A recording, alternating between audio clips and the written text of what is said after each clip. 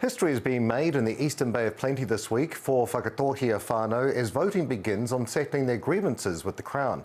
The iwi has been working towards settling its treaty claim for nearly 30 years. Maui Hudson, negotiator for the Whakatōhea Pre-Settlement Claims Trust, is with us now. Tēnā koe Maui, thank you for joining us. Kia ora, Neil. Why do you think it's taken more than 3 decades to get to this point?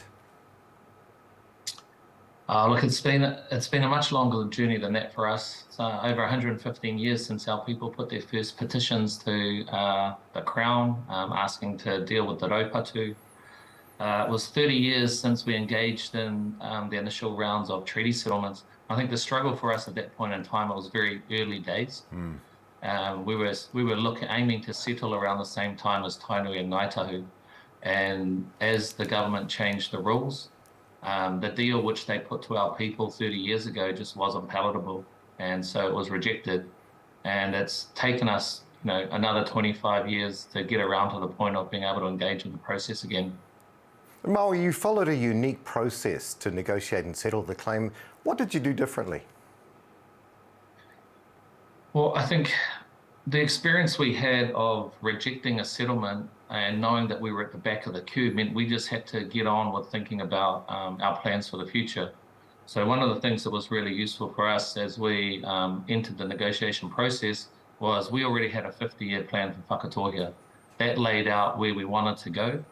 And so we could think about the negotiation not only about how we address the hara of the past, but also think about how it was going to deliver the moi moia for the future.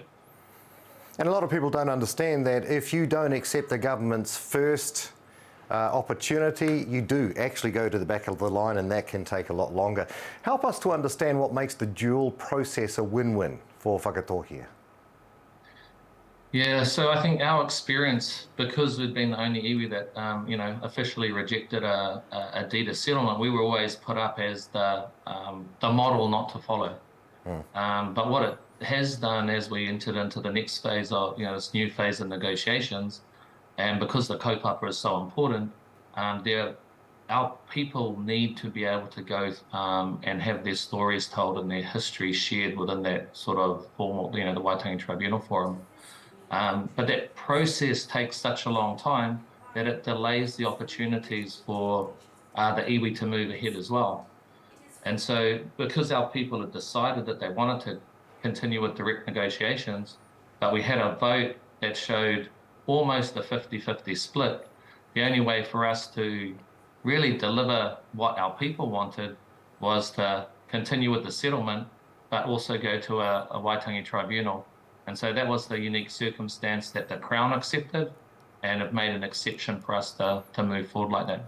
And how are you expecting or hoping this settlement will help with social issues, particularly for the Opotiki district? I think our situation isn't unique to a number of rural communities around the country. There've been years of underinvestment and support. We're seeing that changing in Opotiki with the harbour development and the mussel farm and the mussel factory. And, recent media was showing that significant increase in job opportunities that were happening there. That's what our people have been talking about 10 years ago. They were saying we would stay at home if there were jobs there. Help us to be here and live in our own rohe. And the settlement is going to just, increase those opportunities. Increase those opportunities and the possibilities for the future.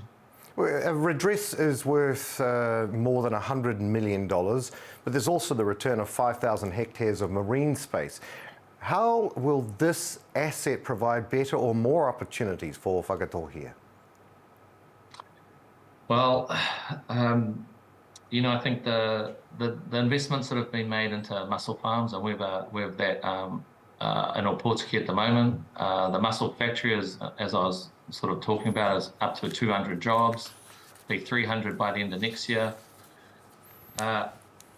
Developing an industry and a regional aquaculture industry is dependent on scale. And while we have 3,800 hectares, having an additional 5,000 hectares of space means that we can plan for that sort of growth.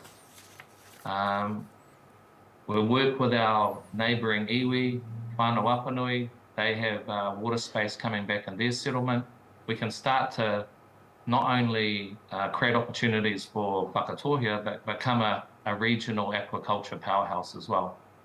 And the settlement is providing us with, the tools that will help us to get to be in that position. Maui Hudson, negotiator for the Whakatōhea Pre-Settlement Claims Trust. Thank you so much for your time today and all the best for next steps. Kia ora, Neil. Much appreciated. Just a quick shout out to all of Whakatōhea. This is an important kaupapa, so make sure you vote. Kia ora.